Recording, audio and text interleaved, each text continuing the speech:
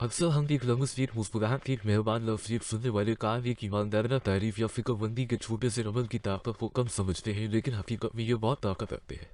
इतनी ताकत के किसी जिंदगी को बदल दे, किसी मर्दा जिस्म में रोक फूक दे या किसी हंसते चेहरे को बेरौनक कर दे। एडम के रुंगटों ने जैसे ही लीला के रुंगटों को अपनी गिरफ्त से आज़ाद किया तो उसे महसूस हवा के गर्म सांसों का एहसास मोहब्बत के खाने तक ले गया।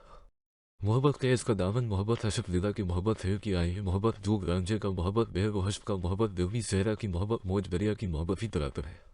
मोहब्बत खौफ दिलाती है, मोहब्बत में मिटाती है, किसी को नौजवानी में यही मजनू बनाती है। मोहब्बत शायरी सी है, जिगर के पार जाती है। मोहब्बत हजर यूसुफ सा मोहब्बत बिनाई याकूब की मोहब्बत सर्द रातों सी मोहब्बत आदम की बातों सी एडम लेडी की गर्दन पर झका उसकी गर्दन पर सांसों की खुमार देता इंद्रियों से बदन की मंजिलें चढ़ता सीने तक आया और फिर उसके कंधे तक गया। एडम की जबान ब्यूटी वो पर बदर डंपल की गिराया ना बही थी तो उसके कंधे का बल खा रही थी। वो आईएसपी से उसके कंधे से सदीक बाजू की तरफ उतार गया जिसका उतारना था कि लेदा घबरा गई। वो जानती थी कि सीने बंद के खुलते ही बहुत से राज खुल जाएंगे। वो चमड़े के बारीक बारीक पेस जिन पर लेदा ने कोड्स लिख रखे थे वो सब सामने आ जाएगा। लीला का बदन कांप सा गया था। दोपहर से इसके नम हुए होंठ दोबारा खुश्क होने लगे, इसकी गर्दन पर पसीना पैदा होने लगा और ब्यूटी बोन का डंपल मजीद गहरा हो गया। अगर ये एक कदम और आगे बढ़ा तो तुम मारी जाओ। लीला इसको आगे बढ़ने दो फाइव, ये जितना आगे बढ़ेगा लीला इतना घबराएगी, लीला जितना घबराएगी तुम्हें इतना सुकून मिलेगा। फाइमा लेला कोई चाल चलो ये तुमसे दूर हट जाए। फाइमा इसके गर्द अपनी बानों का हिसाब बनाओ। लेला तुम्हें सब छुपाकर वहां पहुंचाना है। फाइमा तुम वहां कुछ नहीं पहुंचाओगी। लेला तुम्हारे सीने में जो राज दफन है वो राज रहे। फाइमा सब राज फाश कर दो। लेला तुम्हें झूठ ही बचा सकता है। फाइमा झूठ मत बोलना, बहुत पछताओगी।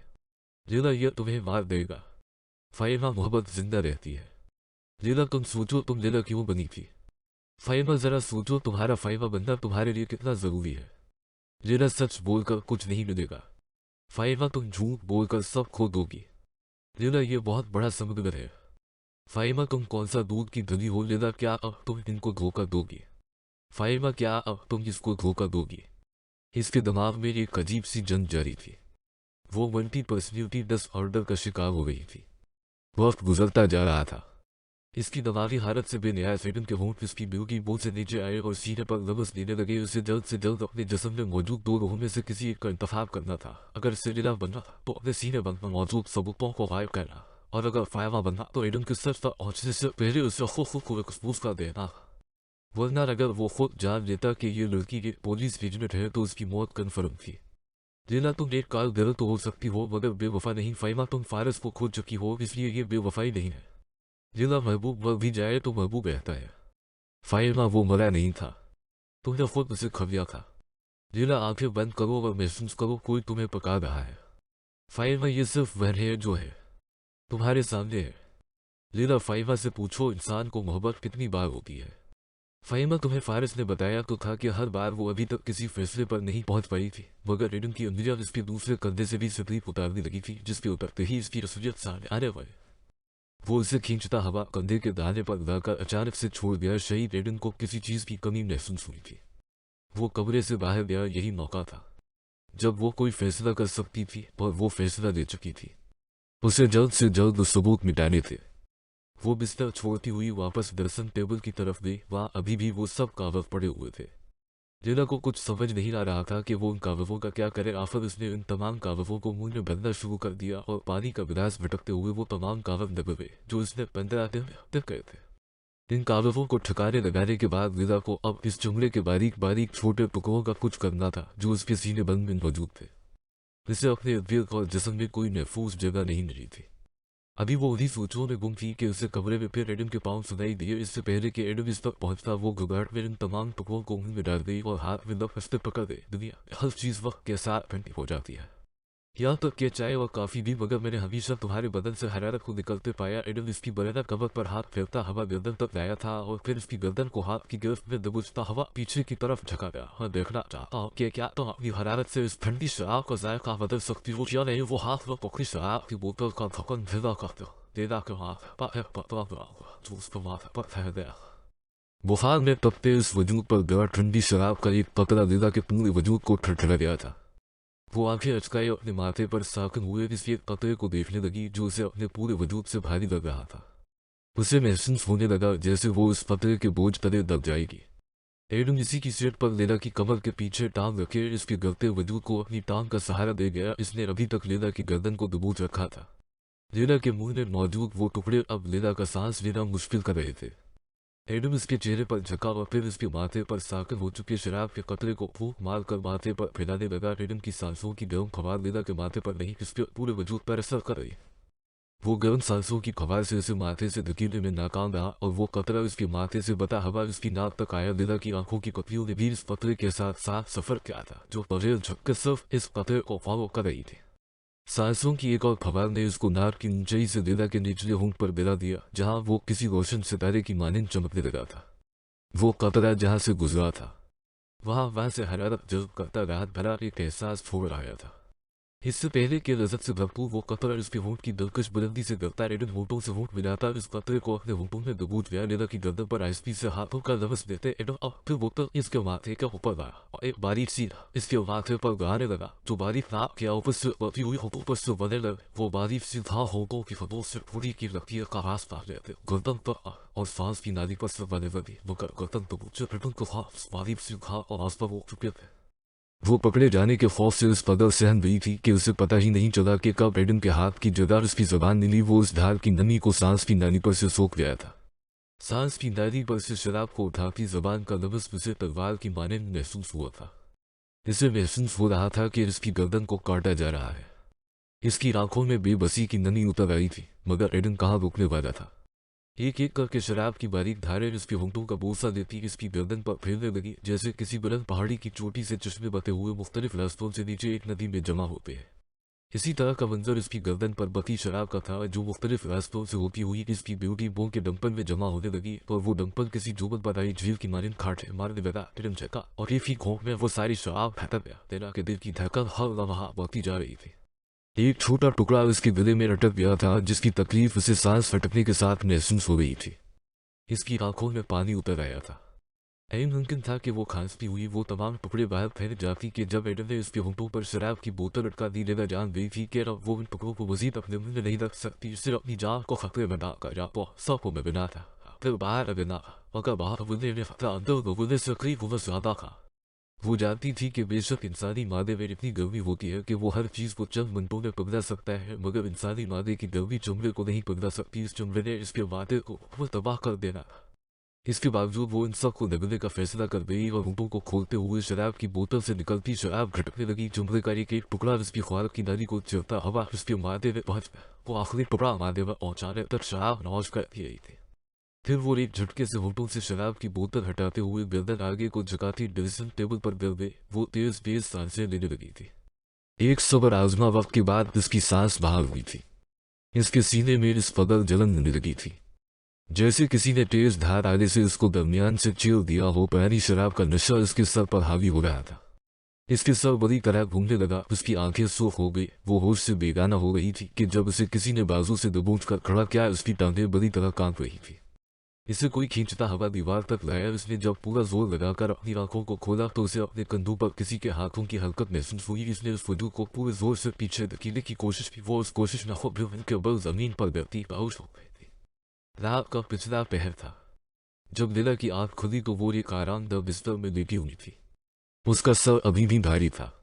कुछ देर बेसोच छत को तकने के बाद जब उसके हवास बहाल हुए तो उसने कमरे का जायजा लिया। वो हैरानकन तौर पर अपने होटल के कमरे में मौजूद थी। इसने साइड टेबल पर रखे पानी के गिलास को होंठों से लगाया और फिर एक झटके से उठकर बैठ गई। इसे बल्कि याद नहीं आ रहा था कि वो अपने कमरे तक कैसे पहुंची थी। वो अपनी आंखों और सर की पतलियों को हाथ की मदद से दबाते हुए यहाँ तक आने के अपने सफर को याद करने की कोशिश करने लगी मगर उसे कुछ भी याद नहीं आ रहा था। साइड टेबल पर उसका फोन और कुछ अद्वियात रखी हुई थी। उसने टाइम देखा तो सुबह के 2 बज रहे थे। इसके लिए हैरानकन बात यह नहीं थी कि वो अपने बिस्तर तक कैसे पहुंची थी बल्कि हैरानकन और खतरनाक बात यह थी कि इसे यहाँ पहुंचाया किसने था।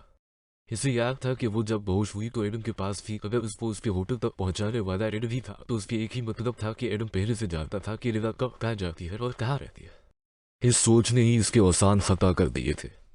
उसे कुछ नहीं समझ आ रहा था कि वो इस वक्त क्या करे। उसने पहली नज़र अपने नाखूनों पर डाली जहाँ अभी तक वही नील पॉलिश लगी हुई थी जो उसने खुद लगाई थी। इसके बाद वो अपने गले में झांकने लगी। सब कुछ वैसा ही था जैसा लीला ने आखिरी बार छोड़ा था और ये चीज़ उसे और भी चौंका गई थी।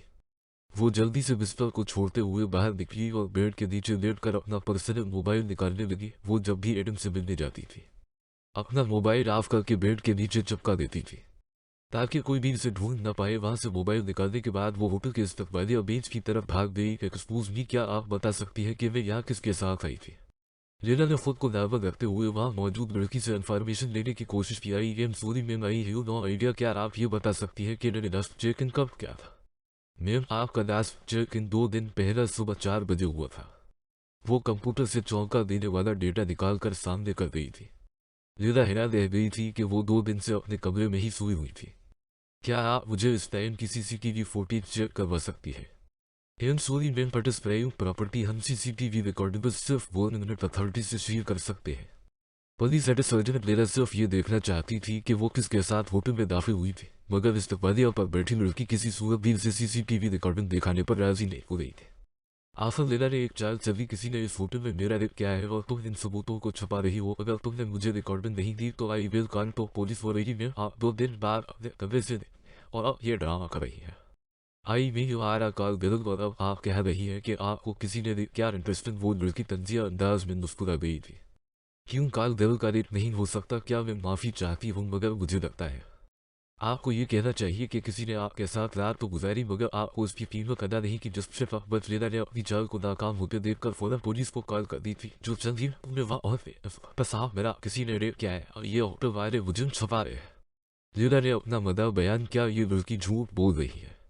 हमारे होटल में ऐसा कोई वाक़ा नहीं हुआ। वो लड़की लीला के दावे को झुठला गई थी। ये खुद एक कारगर है, सिर्फ पब्लिक सबमिट कर रही है। मैंने सब रिकॉर्डिंग चेक की है। कोई भी शख्स 2 दिनों से इसके कमरे में नहीं गया। ये सिर्फ अपने होटल का नाम बचाने के लिए मुझ पर इल्ज़ाम लगा रही है। मैं झूठ नहीं बोल रही, मेरा रेप हुआ है। वो क्यों बस लीला, आप हमारे साथ चले, हम फॉरेंसिक लैब से कंफर्म कर देते हैं। मुझे सबसे नजारत फॉरेंसिक एग्जाम नहीं करवाना और न ही कोई तो फिंगर टेस्ट। लीला दाशाउरी तौर पर इन टेस्ट का जिक्र कर दे जो पुलिस वाले को चौंका गए थे। मैं कह रही हूँ कि मेरा रेप हवा है तो हवा है। Please are you are doctor? No, I am not. Then are you out of your mind? Blew he sir ये लड़की पागल है। आप इसकी बात पर यकीन मत करें। होटल इंतजामिया के कई लोग वहाँ जमा हो गए थे, मगर लीला वहाँ अपनी मदद के लिए किसी को नहीं बुला सकती थी। सर, मेरा यकीन करें, मैं नशे में थी। इसी बात का फायदा उठाते हुए कोई मेरे साथ मेरे कमरे में गया था। आप एक दफ़ा वीडियो चेक तो करें। लीला मुसलसल एक ही बात की रट लगा रही थी। हुआ गार्ड पुलिस वाला परेशानी में चेहरे पर हाथ फेर गया। सर, अगर मैं गलत हुई तो मैं हर किस्म की सजा के लिए तैयार हूँ। लीला को इस कदर पर उम्मीद देखकर पुलिस इंस्पेक्टर रिकॉर्डिंग चेक करवाने का हुक्म दे गया। लीला बहुत पर उम्मीद थी कि कोई तो होगा जो उसे कमरे तक छोड़कर आया होगा। इसके जरिए वो बहुत बड़ी कामयाबी हासिल कर सकती थी, मगर तभी इंस्पेक्टर ने लीला की तमाम उम्मीदों पर पानी फेर दिया। तुम कितनी बड़ी झूठी औरत हो, तुम टैक्सी से उतरकर अकेले अपने कमरे की तरफ गए। ये कैसे हो सकता है? लीला चौंक गई। ये बहुत लड़की कैसे चल सकती है? मेरा मतलब मैं झूठ नहीं बोल रही। आप दोबारा चेक करें, ने मुतलवा आप खुद देख ले। पुलिस ऑफिसर स्क्रीन लीला की तरफ मुड़ गया, जिसको देखकर वो हैरत ज़दा रह गई। वो वाक़ातन टैक्सी से उतरकर कि वक्त में चेक इन करते हुए अपना कमरे की तरफ गई। अरे वो अभी भी शक है तो आपका मेडिकल टेस्ट करवा सकते हैं। पुलिस वाला न चाहते हुए भी नरम लहजा अपनाए हुए था। नहीं सब, लीला नजरें झुका गई। पुलिस का टाइम बहुत कीमती होता है, मुतलवा आइंदा एहतियात कीजिए।